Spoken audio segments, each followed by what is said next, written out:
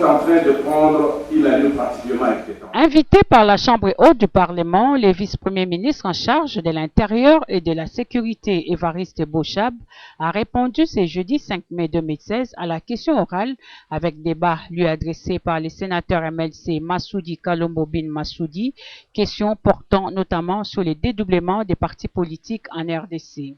L'auteur de la question reproche à M. Bochab d'avoir enregistré plusieurs partis politiques sous des dénominations, sigles, symboles et emblèmes des partis politiques déjà existants, tels les MLC, l'ARC, l'ABACO, les PDC, l'UNADEF, l'UNAFEC et les MSR en violation de la loi.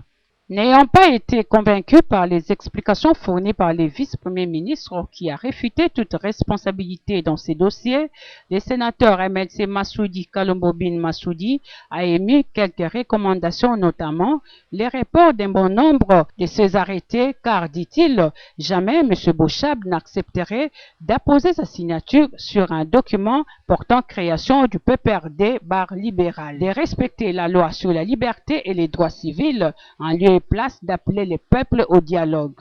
À la CENI, l'application de l'article 19 de la loi électorale et enfin à la plénière d'adopter une recommandation pour l'obtention d'un délai de 10 jours pour mettre de l'ordre dans ces dossiers, sinon il se verra dans l'obligation d'initier une interpellation à son encontre. Cette histoire au niveau de son ministère. C'est pourquoi j'ai demandé à ce que la plénière puisse adopter cette recommandation. Et personnellement, je vais déjà la rédiger au bout de 10 jours. Comme j'avais dit, la recommandation sera déjà initiée par nous et on va devoir déposer. Au-delà de ces 10 jours, si jamais il ne s'exécute pas, nous serons dans l'obligation de pouvoir interpeller Son Excellence, Monsieur le Vice-Premier ministre. La recommandation, c'est la régularisation des dossiers, tous les dossiers dans ce secteur, en ce qui concerne les partis politiques dédoublés. Je vous le dis, c'est une situation voulue par le Vice-Premier ministre, voulue et entretenue par lui-même. Je l'ai dit. Il n'y a pas de controverse là-dessus. Mais que ce soit diffusé à la radio, à la télévision nationale, malheureusement, la plénière d'aujourd'hui n'est pas passée à la télé. Et ce n'est pas une question de pouvoir donner au Sénat ce pouvoir-là, disais-je, d'émettre le vice-premier ministre, mais au moins, nous sommes là au nom du peuple souverain. Nous parlons au nom de ce peuple.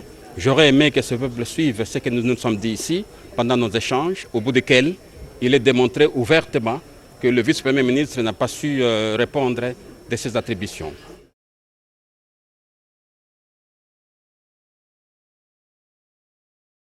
Mais ce n'est pas vous-même qui êtes en cause, c'est un système qui est en cause. Et vous nous avez montré, citant Dayuel, Lumuna et d'autres, que l'émiettement des partis politiques est une vieille histoire qui remonte aux calendes grecques dans ce pays. C'est même parti depuis Van Bilsen, je crois.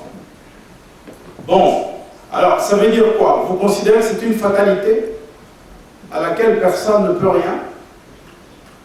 Je ne suis pas d'accord avec vous parce que je crois que ici, comme l'a dit tout à l'heure Nyarugabo, vous avez des armes, vous avez des instruments juridiques